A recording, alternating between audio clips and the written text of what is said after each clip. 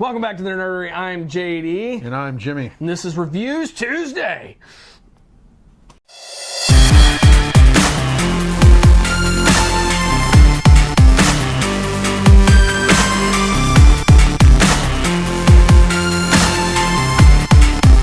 All right, we have quite a bit. Oh, yeah. Well, you have significantly more than I do. Surprisingly, I'm usually trying to keep it down to like 3 or 4 issues, and this week I kind of went a little crazy. I got about 5, including a joint review on Metal. Yes. I have 3. I know it looks like a lot more, but I have Jimmy's copy and an extra copy of Metal. Just to show you a couple of variations on the cover for that one. Yeah. Really cool. A lot of great artwork out there. Oh, yeah. And a really good story. I have Future Quest Presents Space Ghost. Looks like it's going to be a one-shot. And I also have from Alterna Comics, The Chair. I think you've been following that one, haven't you? I have been waiting for this issue for quite some time. When did you get issue 1? Issue 1, they hit us up on Twitter like right after we launched our Twitter. Wow. And they pitched me the idea for The Chair, and it sounded fantastic. So I went and I found an actual sketch cover of issue 1, and that thing is in like I think it's 4th printing. But that I want to say that was over a year ago, and finally have issue 2, and it's $1. $1. $1, and you know how I love dollar books. Oh, yeah. Haven't seen those since 96, 95. Yeah. No, even before that. I think outside of True Believers. Yeah, I think it was like the early 91, 92 maybe, when they stopped doing the $1 an issue price. Well, I'm gonna kick it right off with The Chair. Okay. Now, Jimmy, I'm gonna reference a book that you got me turned on to. Big Man Plans. Yes. Amazing book. Incredible. I actually got Patty to read it and do a review on it. She loved it. Yeah. It's incredibly sick. It's incredibly twisted. But a lot of heart. It really makes you root for the underdog. Oh, definitely the underdog. Yeah. Because he's small. No, the art is very harken to that, along with the story. You have a man on death row, wrongfully imprisoned, and well, things are going on in this prison that should never go on in any prison. Yeah. And in this issue, we have Enter the Warden, and this is where a lot of really screwed up shit comes to light that's going on in this prison. The first issue was very much introductory, introduced us to the character and his predicament and how he wound up where he is. And it's absolutely incredible book. The art is incredibly gritty. I will say I noticed it more in this issue than I did issue 1, because I did actually go back and break out issue 1 to look at the art. Yeah. It lacks a lot of polish. It is rough. It's very, very rough. And I noticed the physical stature of a lot of the characters is, very, very similar across the board. They're all pretty much have the same build, just in different sizes. Yeah. But amazingly enough, it does not deter me from this book at all. The story is incredibly dark. It is not for the faint of heart. Well, I mean, you want to show some of the people watching here, some of the internal art.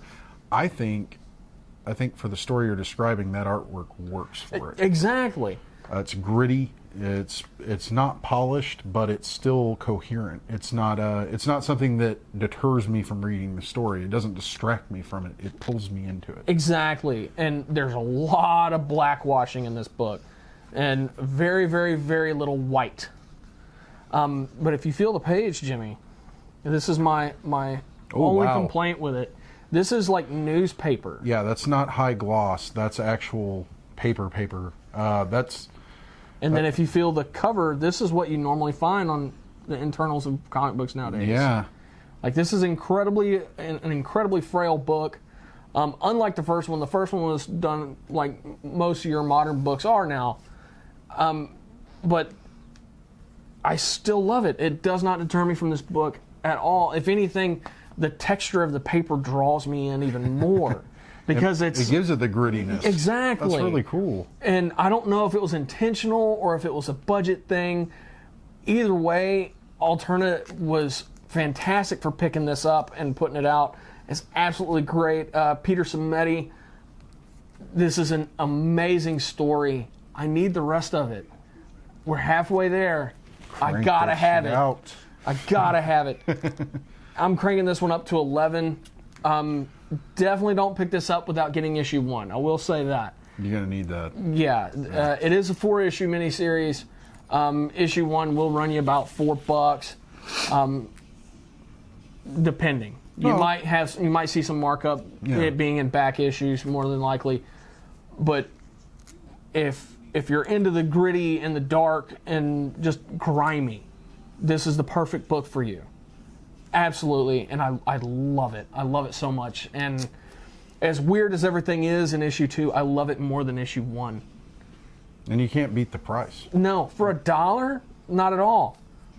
Absolutely amazing. Moving on to Future Quest, Space Ghost. There's something that we never got in the original Space Ghost series. What's that? An origin. This does give a little bit of that. Yeah. Because I actually read this too. I had to read it because I was like, man, the artwork looks amazing.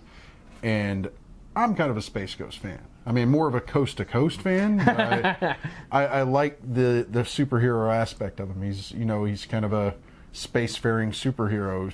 Yeah. He would. I think he would be a Green Lantern. Oh, definitely. And I wouldn't be surprised if they did that somewhere down the road. Yeah. They actually did that crossover. Now, he didn't get the ring, but they had a Green Lantern Space Ghost crossover, and it's a fantastic book. It was a one-shot. Go find that. That's absolutely awesome. But this is so cool to get an origin of sorts on Space Ghost. And you in this book, you gain a new perspective on him. Yeah. Honestly. And, he's kind of a tortured soul. And we get to see the Herculoids. Yep. Absolutely amazing. This is a great book. I don't know if this is going to be an ongoing or if this is a one-shot. Either way, it's great. I love it. Easily 4.5 capes on this one. Oh yeah, I'd give it 4.5 chimichangas. The artwork's amazing. I love the artist that does this book.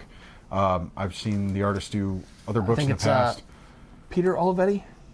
I believe so. Olivetti. Olivetti's the last name for sure. Yeah. I've seen him do a run of Punisher, which was one of my favorite. It was Punisher War Journal back when they did the very first Civil War story arc. That was amazing, and it was just beautiful artwork. It depicted Frank Castle and a lot of the characters really well. To me, this is very much harkened to Alex Ross. Yeah, that's why I was drawn to it. But it has a bit more of a grittiness to it. Yeah, I like that. It's more defined. It's harder lined, and just an amazing way to bring that story across. Oh yeah. The guy does a great job drawing or doing the artwork for the aliens that you encounter and all the beings, because it's Space Ghost. He's out in space. He's having to deal with alien space pirates and all kinds of stuff. It's an amazing book, and I was pleased to pick it up, and I'm glad you enjoyed it as well. Oh yeah. So definitely worth the buy. Definitely worth the buy. All right, now the big buzz from this week. A little joint review here. Dark Knight's Metal. We got three different covers here.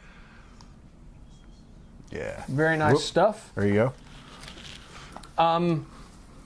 These are 3 of probably about 5 or 6 different covers that were out there. So yeah, I think it was 5 or 6. I just chose whichever one I thought was the coolest. Which Batman riding a T-Rex. How can you go wrong with that?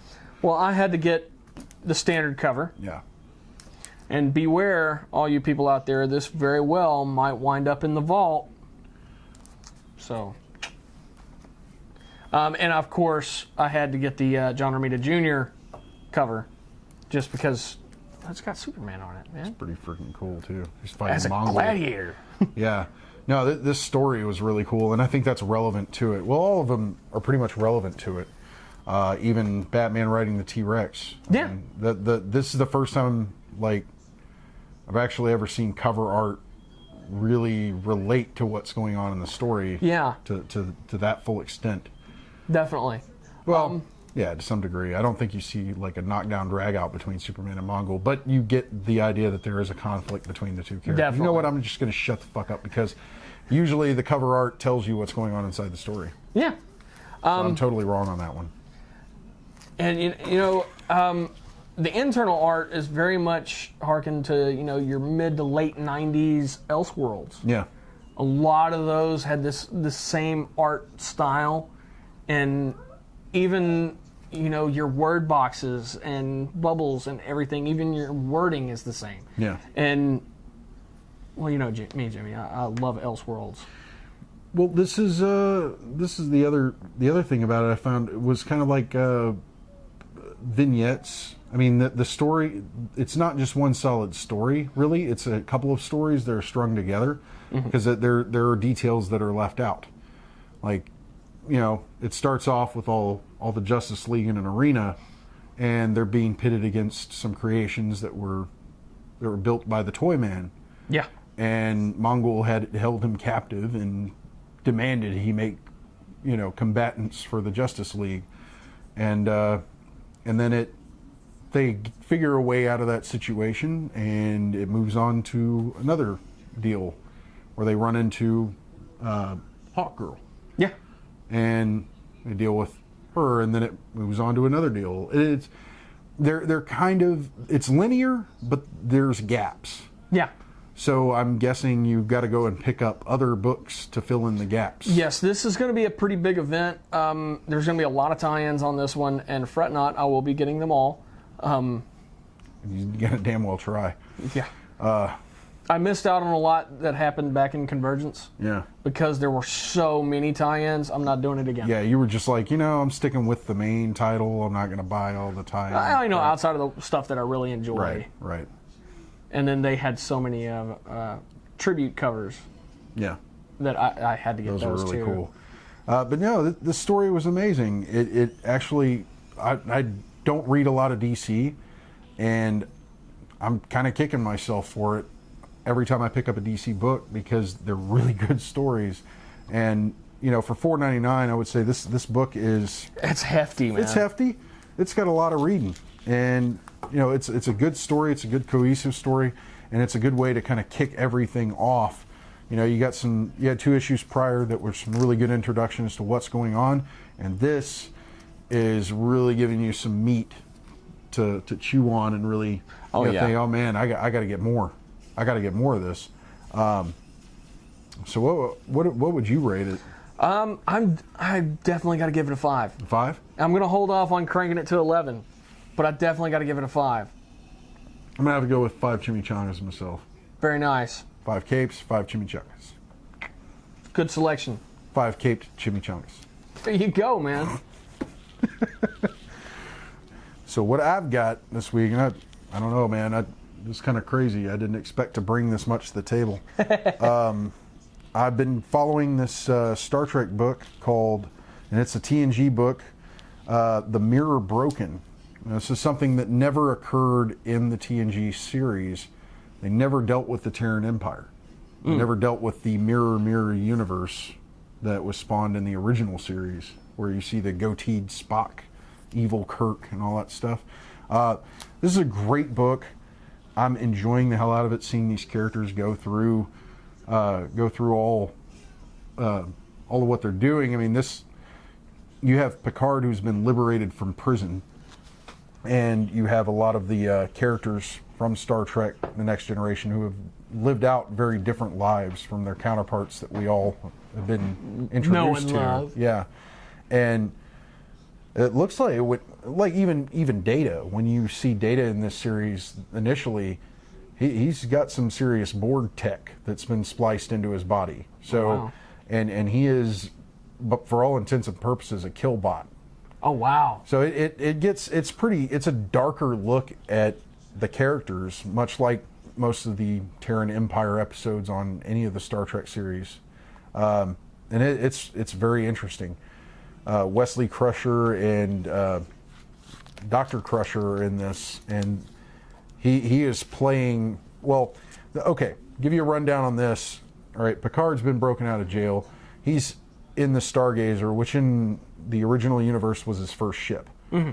He's got the Stargazer. He's taking it over. Well, he has objectives for his crew to take over the Enterprise D, which is about to be launched, which was the very first TNG Enterprise. Yeah.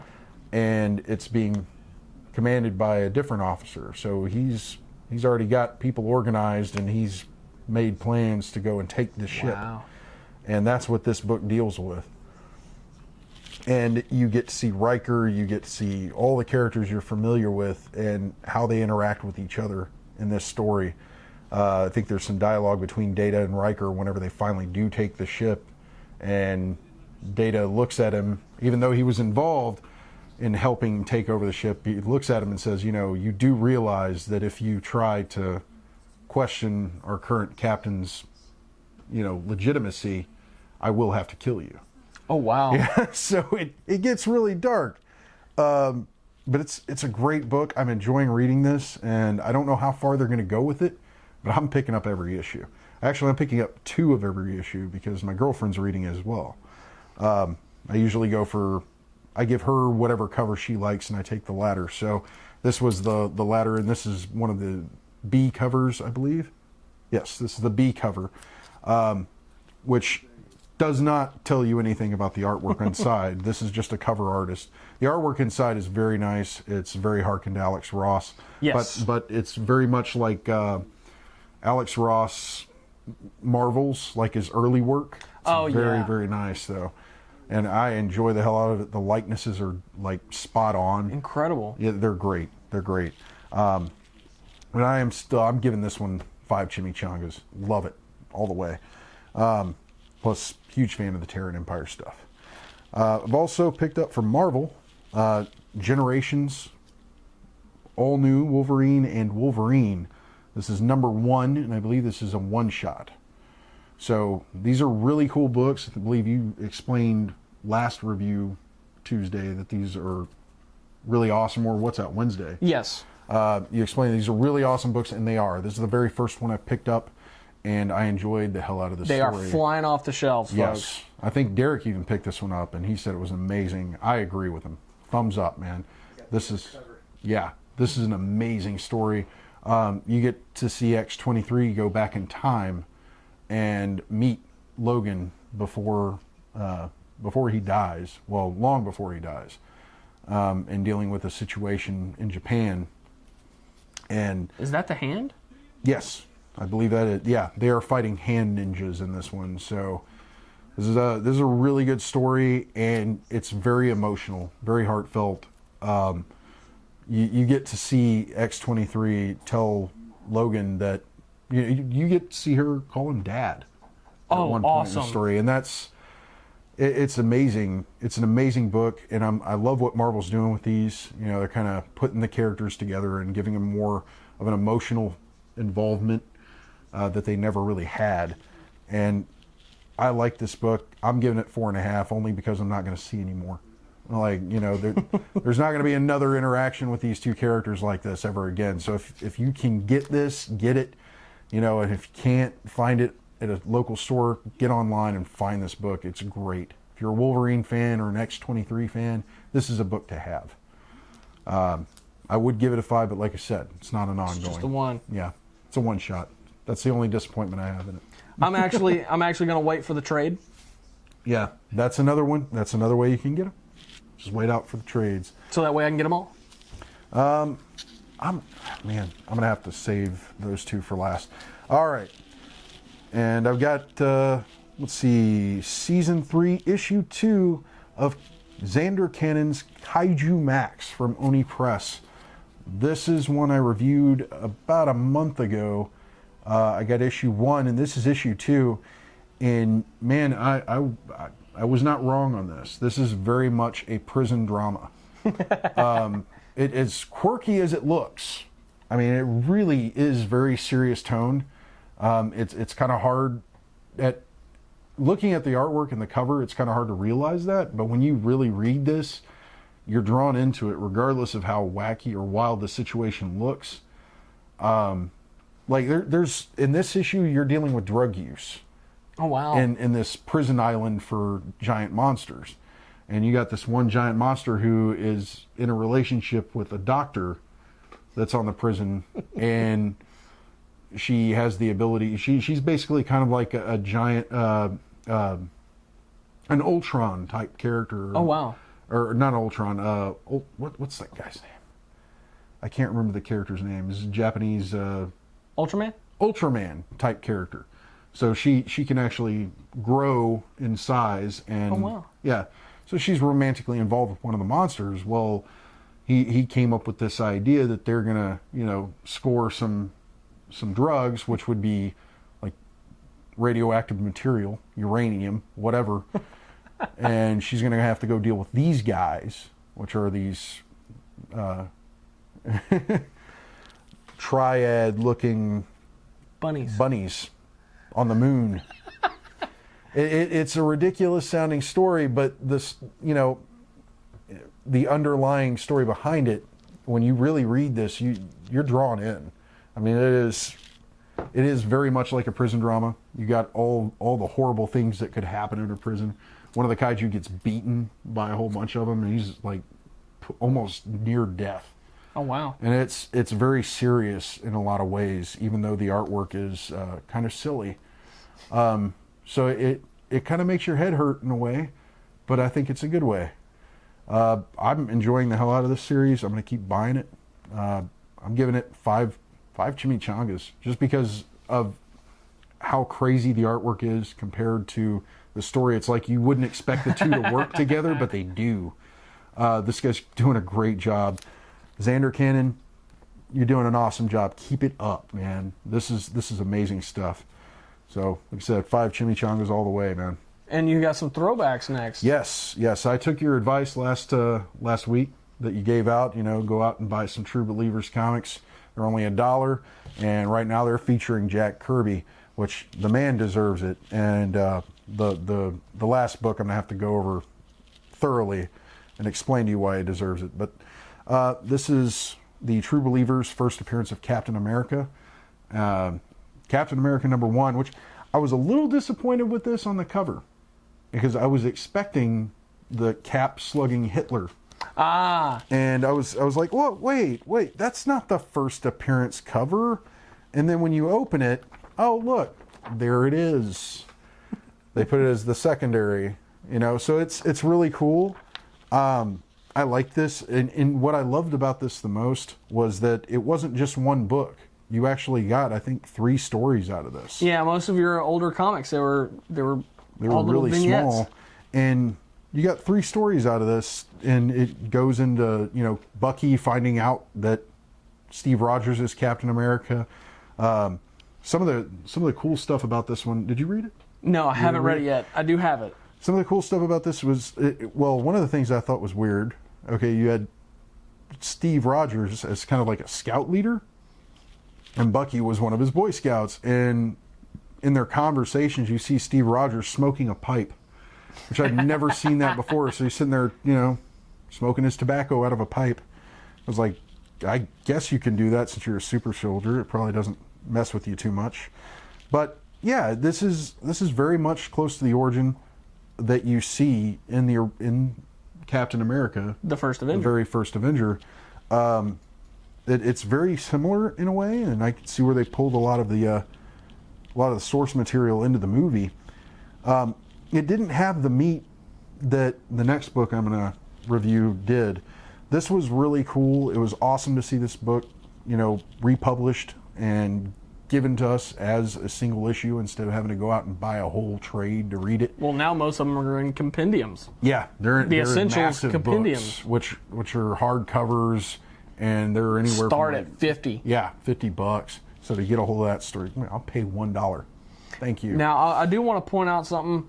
I hate to interrupt you, Jimmy, but I see the return of something that we haven't seen in a very long time, and that's right there in that top right-hand corner. Let me show the folks. The Comic Code Authority. We haven't seen that in a very long time. That's right.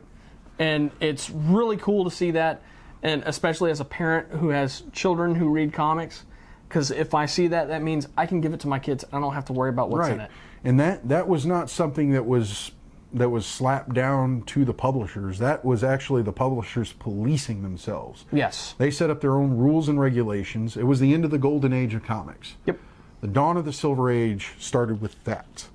And the reason it started with that was because the government was going to crack down. And they were going to come down hard on comic books if they didn't change their source material.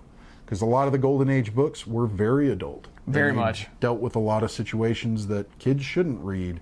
So this was really cool, and I'm glad they slapped that on there, because this did fall under that category. You know, it's a great book. It's a great reproduction. I like the origin of Captain America. I thought it was amazing. I'm giving this one 5 stars. Or not 5. Well, fucking 5 stars. I'm giving it 5 stars. Captain America stars. That's right. Do it just for him. I thought it was really, really cool to read this. Now, And it's on that one too. yes, it is, because they were all published with it. Yeah, that's right. We've got a couple other books we'll show our viewers here in a second. But this one was by far, out of all the books that I bought, this one blew me away the most. And it was written, I believe, in 1976. This was actually, I believe, a Stan Lee, Jack Kirby. Yeah, conceived, written, and drawn by Jack Kirby. Oh no, it's just Stan Lee Presents. Inked by John Verpoorten. Oh man, I can't say his name. I'm sorry, dude. They're Putin. Yeah. Lettered by Gaspar. Colored by Glynis. Consulting editor. Yeah. Glynis Wine. Okay. Sorry. I'm terrible. But no, this was amazing. This is When Gods Walk the Earth, the Eternals. This is an amazing book that I knew about, but I never really picked up. And one of the things that I enjoyed the most about it is Jack Kirby went like way out in left field with his imagination on this one. And I think he probably picked up Chariots of the Gods, because it has to deal with, I didn't get it, ancient aliens, okay?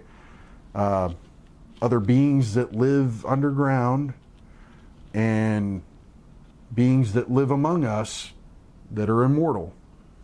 So, all right, I'm going to read an excerpt from Jack Kirby on this one. Will the gods return someday? If they truly exist, I believe they will.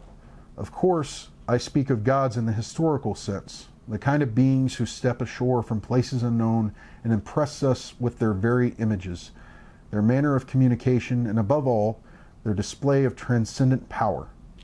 The Aztecs, who outnumbered the forces of Cortez by astronomical odds, were completely cowed by the sight of the Spaniard's horse and the effects of his cannon. Were they overcome by their own fear of the supernatural, or were they awed by what they viewed as the fulfillment of their own prophecy, the return of Quetzalcoatl, and his brand of superpower beings, whose memory survived antiquity? In my own recollection of the early jungle pictures, there was nothing more stupefying to the chattering natives of remote areas than the sudden appearance of the movie's hero, whose big white bird had crash-landed in the center of the village. Sure, they made him a god, and if it had really happened, those natives would still be weaving tales about him today. However, my point is, how often has this kind of thing happened in our past? How many of these so-called gods have stumbled upon this boondock planet called Earth? How many of them have inspired the potent myths which not only laid the groundwork for man's many religions, professions, and sciences, but have left man with a massive mystery on his hands, one that just won't go away? With the daily accumulation of new artifacts all over the globe and the simultaneous input of UFO flapology on a worldwide scale, humankind is straining its group memory to dredge up the proper pictures of the ancient past in order to deal with the provocative incidents of contemporary issues. He gets really weighty with this one. I'll go down to the end here. At any rate, we can do nothing but sense the air, the century, and look aloft, or listen for the sounds not made on this world, or read the Eternals, for the vicarious thrill of anticipating the story and pictures, the astounding experiences of coming to grips with the kind of creatures we imagine the gods to be. Hey, if you're reading this, you're doing it. Jack Kirby. I can't illustrate any better than he did in this article, and there was probably a paragraph or two I left out for time, but this is an amazing book, and this is not something that kids would read in the day it was written and grasp. I think this was made for adults. It was wonderful, an amazing book, and this was probably the best buy out of all of them. And that's one that I missed. This is something you need to read, man. I'm handing this off to you and see what you think about All right. it. It does have some simplistic themes, but the writing is very heavy, and it really makes you think. So I'm going to let you read Very that nice. True Believer, and I'm giving that sucker, man, if I could go beyond 5 chimichangas, I would, but that just fills me up. But I'm breaking the freaking knob off after I crank it up to 11. Oh, hell yeah. It ain't going nowhere beyond. It ain't going anywhere lower than 11. If I could go any higher, I would. Jack Kirby was an amazing man, and I am glad that he is getting some publications out there. Definitely. To honor his memory. Definitely. 100 years of Jack Kirby. Yes, sir. All right. Thank you, everybody, for watching. Huge thank you to our sponsors, Captain Jacks, www.captainjackselixirs.com, and All Star Comics and Games, 281-839-7127. Be sure to like us on Instagram, Facebook, Twitter, and like and subscribe right down there. And be sure to keep an eye on the website, www.thenerdery.net. Thank you, guys.